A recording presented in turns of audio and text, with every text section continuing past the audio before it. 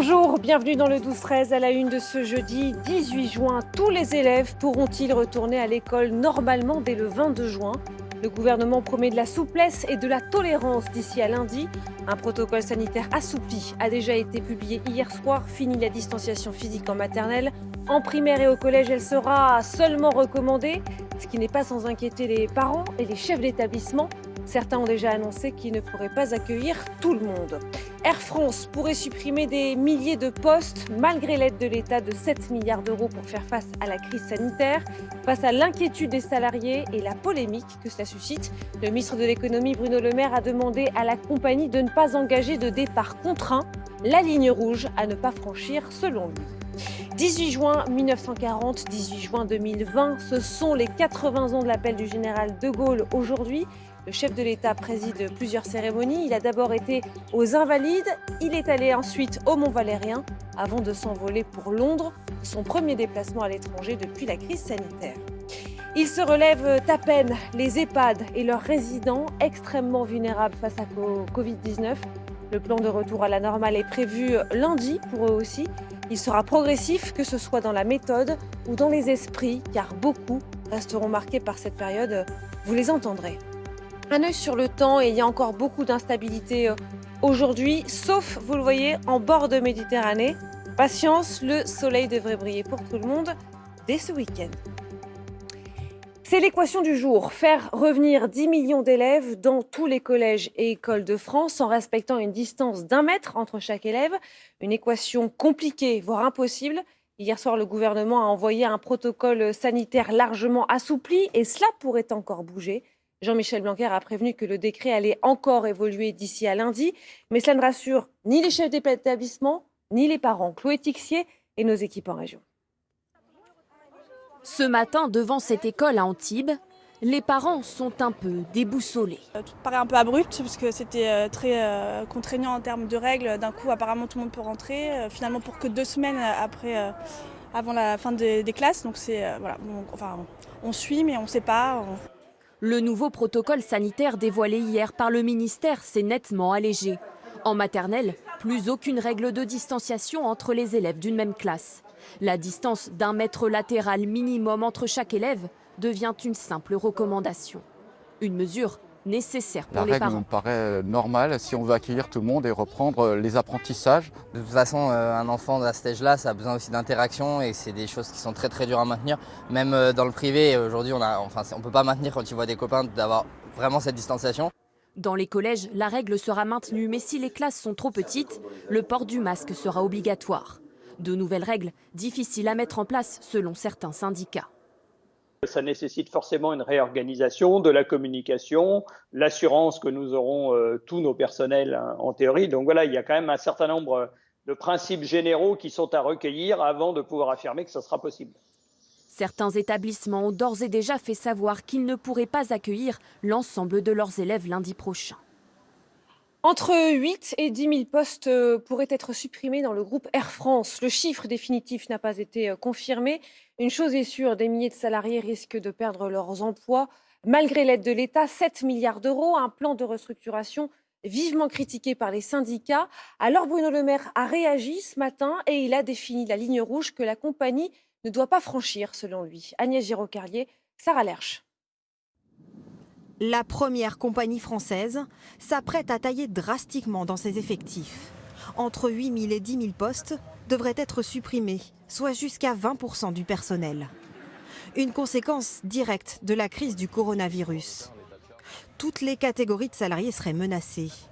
En première ligne, les personnels au sol, 6 000 postes, les hôtesses de l'air et stewards, au moins 2 000 postes, et près de 400 chez les pilotes. Ce matin au siège, la nouvelle inquiète. Notamment cette chef de cabine. Elle travaille pour Air France depuis 30 ans. J'ai bientôt 58 ans. Et donc si je suis dans le plan, c'est moi la première, quoi. Ça vous inquiète ? Ben oui, ça inquiète. Parce que moi, j'adore mon métier. J'adore venir voler. C'est ma passion, c'est ma vie, quoi. Les départs devraient se faire sur la base du volontariat, avec des incitations financières. Je ne sais pas, je suis dubitatif. Je suis inquiet, dubitatif, bien sûr. Il n'y a pas de surprise. Maintenant, ce qu'on ne connaît pas, c'est les conditions que vont proposer l'entreprise. La filiale Hop d'Air France devrait être la plus touchée.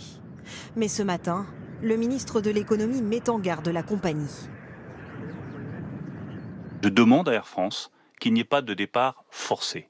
Je crois que c'est ça la ligne rouge importante, qu'il n'y ait pas de départ contraint chez Air France. Contactée, la direction n'a pas souhaité commenter ces annonces. Selon les syndicats, Air France devrait dévoiler le nombre exact d'emplois concernés le 3 juillet, à l'issue de la phase de concertation avec les représentants du personnel. Et parmi les postes menacés, les pilotes sont concernés, et notamment ceux qui volaient sur l'A380. L'appareil, faute de succès commercial, ne volera plus pour Air France. D'ailleurs, hier soir, les tout derniers appareils qui seront fabriqués sont sortis des usines de Saint-Nazaire et seront assemblés pour la dernière fois à Toulouse, marquant la fin d'une époque. Régis Guillon, Jean-Pierre Douns. Fidèle au poste, quand passent les convois. Devant sa maison, Christiane en a vu défiler 300. Sous ses yeux, celui qui se ferait un chemin, c'est l'A380, le dernier qu'elle verra passer. Et de voir que maintenant tout ça, ça se dégringole, ben moi je trouve ça très triste pour nous ici dans la région, quoi. Puis pour la France. L'île Jourdain, quelques heures avant, dernier briefing au pied du géant. Encore une fois, merci et bravo à vous pour toute cette histoire. Parmi la trentaine de convoyeurs, un invité, Marcel, 77 ans, pour lui aussi, son dernier envol. C'est le plus gros avion qu'il existe à l'heure actuelle et faire partie du transport du A380, c'était vraiment une fierté, quoi. Produit à plus de 250 exemplaires, l'Airbus A380 entre en service commercial en 2007. Plus grand avion civil de l'histoire, avec une capacité de plus de 850 passagers. 12 ans après, son avenir est stoppé en plein vol. La production s'arrêtera en 2021. Échec commercial, diront les uns, prouesses technologiques retiendront les autres. C'est un avion qui date donc maintenant d'une vingtaine d'années, qui à l'époque était plein de nouvelles technologies qui ont été transposées pour beaucoup d'entre elles sur le 350. Donc c'est, je dirais, d'une certaine façon, le père de la famille actuelle d'Airbus qui remporte un très grand succès, le 350. Au départ des trois tronçons du fuselage, des dizaines de passionnés d'aviation venus immortaliser le dernier convoi de l'A380. Le dernier passage de l'A380, c'est un petit peu de nostalgie parce que c'est un programme quand même qui s'arrête un peu tôt. Et les deux plus beaux programmes qu'on a pu avoir, Concorde et A380, nous laissent un petit peu sur notre faim, quoi. Mais l'A380 continuera de voler encore pendant des années. Le dernier, assemblé à Toulouse, rejoindra la flotte d'Emirates. L'enquête autour des violences du week-end dernier à Dijon avance. Lundi, il avait fallu une intervention de centaines de forces de l'ordre ainsi que du RAID pour mettre fin aux affrontements entre des membres de la communauté tchétchène et des habitants du quartier des Grésilles. Ce matin, un coup de filet a eu lieu au sein de la communauté tchétchène avec des arrestations à Dijon, mais aussi dans plusieurs autres villes.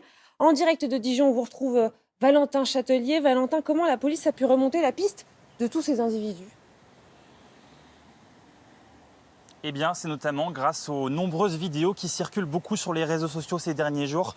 Les enquêteurs ont pu donc faire ces interpellations tôt ce matin grâce aux différents BRI et au RAID. Alors, ces interpellations, vous l'avez dit, ont eu lieu dans tout l'est de la France. D'abord en Bourgogne-Franche-Comté, où ici, 2 personnes sont entendues par les enquêteurs. La première personne a été interpellée à Dijon, la seconde à Dole. Et selon une source proche de l'enquête que nous avons pu contacter, cette personne aurait une cinquantaine d'années. D'autres interpellations donc dans l'est de la France, Saint-Étienne, Saverne dans le Bas-Rhin, Troyes où selon un témoin sur place que nous avons pu joindre, l'interpellation a été assez violente. Et puis à Strasbourg également, une personne s'est présentée d'elle-même aux forces de police. Alors une question persiste, c'est donc l'implication de ces personnes dans ces violences, ces tensions de ces derniers jours qui ont eu lieu à Dijon. Un point avec le procureur pourrait avoir lieu samedi car les investigations se poursuivent.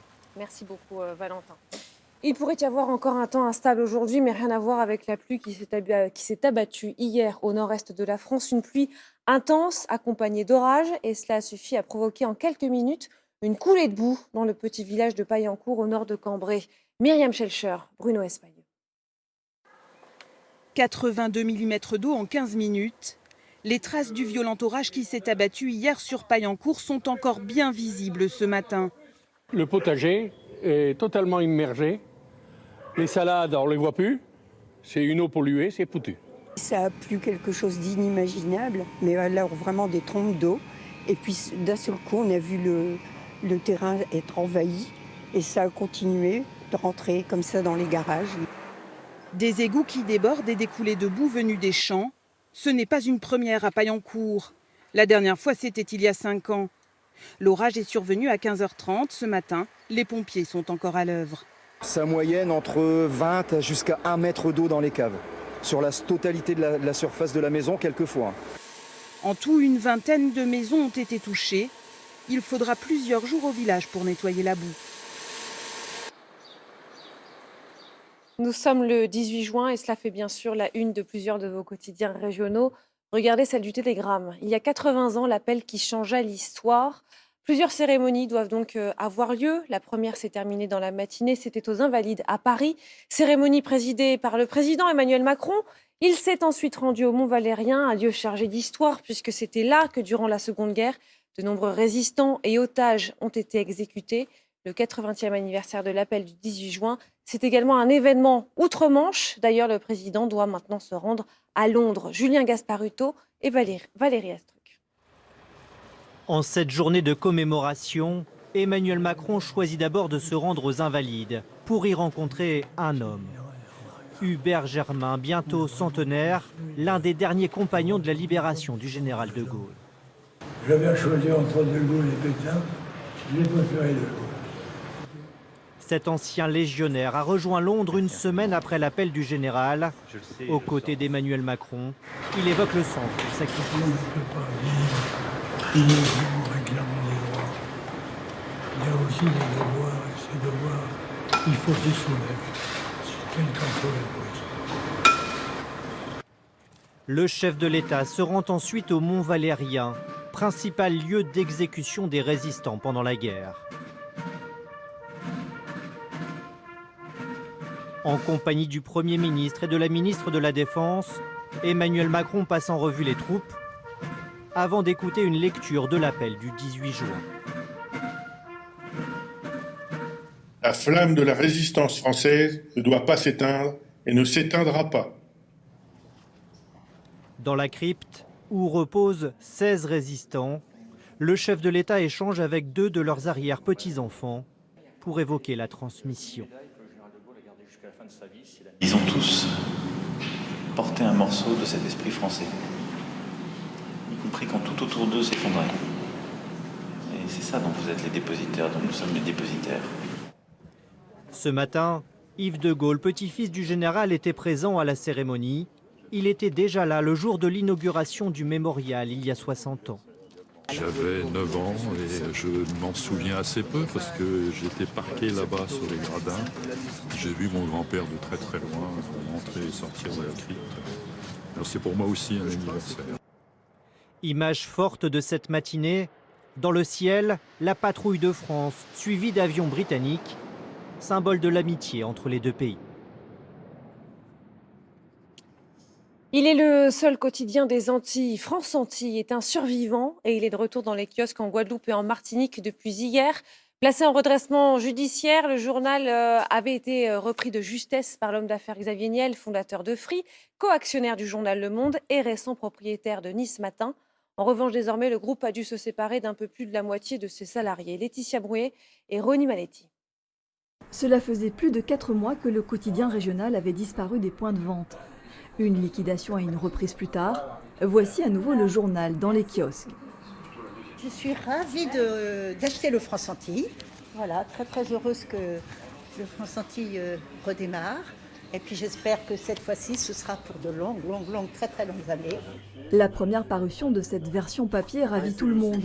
Il était difficile d'imaginer des boutiques de presse sans information locale quotidienne. Et voilà pour vous, merci. Ce matin, ils ont vu que France Antilles était là, ils étaient super contents, ça fait partie de leur vie. Donc voilà, non, c'est super positif, très bien accueilli. À France Antilles, désormais, ils sont 66 salariés, contre 97 avant la reprise par le nouvel actionnaire. Dans la rédaction, les journalistes reprennent leur marque. Oui, il y a quand même un peu d'activité culturelle. Quand on s'est quitté le 31 janvier, on ne pensait pas se revoir et on ne pensait pas revoir un jour un France Antilles dans les kiosques. Ce sont des ajustements quotidiens, qui sont aussi compliquées avec le déconfinement qu'on vient de vivre, le télétravail qui est resté quand même pour une majorité des journalistes. Une reprise qui a forcément impliqué une réorganisation avec des effectifs réduits. Désormais, le France-Antilles paraît 5 jours au lieu de 6. Et l'édition de la Martinique est imprimée en Guadeloupe. Après l'épreuve de la liquidation, pour les salariés, c'est une renaissance. Il y a eu beaucoup de messages de soutien quand il y a eu la liquidation, quand la liquidation a été prononcée. Donc on espère que les Guadeloupéens vont continuer à nous soutenir. C'est un nouveau départ pour le journal. Une nouvelle aventure dont la réussite dépendra aussi et surtout des lecteurs. Alors que la campagne des municipales bat son plein, il y a un village qui peut inspirer certains candidats. Ici, on est maire de père en fils depuis près de 2 siècles. Une saga familiale au service de ses 190 habitants. Reportage à Blussan, dans la vallée, dans le Doubs. Emmanuel Rivalin et David Martin. En d'autres lieux, on parlerait d'une principauté. Mais nous ne sommes pas à Monaco. Voici Blussan, son église, au milieu du village. Et tout aussi centrale dans la vie de la cité, la famille d'Audiver, aux manettes de la commune, depuis plus de 200 ans. Alors cette écharpe, d'origine, elle date de la Révolution. C'est la première écharpe qui a été portée par notre ancêtre Claude-Antoine d'Audiver. Bernard d'Audiver a été maire pendant 49 ans, presque un demi-siècle. Il vient de passer le relais à son fils, Marc-André, élu au suffrage universel le 15 mars dernier. Dans cette boîte, une autre relique, l'écharpe du grand-père. C'est un objet important, hein, c'est déjà un symbole de la République, hein, et puis c'est un symbole de l'engagement de mes aïeux dans cette fonction de maire de Blussan depuis 1818. Comment expliquer cette incroyable succession? Et si les d'Audiver étaient en fait une dynastie? Une dynastie, bien sûr, les fêtes. Dynastie, c'est-à-dire qu'on est une dynastie. Mais à côté de ça, non, c'est pas toute modestie. Non, c'est pas. Non. Qu'en pensent les 190 habitants de Blussan? Vivraient-ils sous le coup d'une tyrannie qui ne dirait pas son nom? Non, ils ne bloquent pas le pouvoir puisqu'on les réélit à chaque fois, donc ils sont choisis. Ça vous pose une question, vous, ça?